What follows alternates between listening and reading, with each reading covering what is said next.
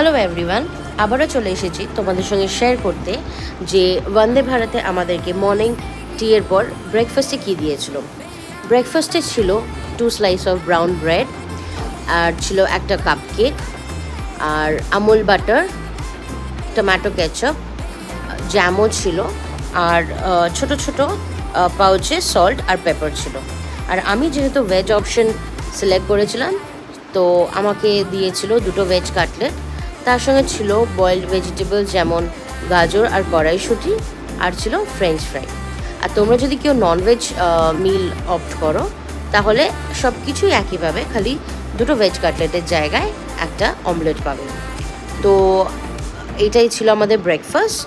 লাঞ্চটা আবার আমি পরের পার্টে নিয়ে আসবো। টিল দেন, যদি আমার এই শর্টসটা ভালো লেগে থাকে, don't forget to hit the like button, share and subscribe. Thank you.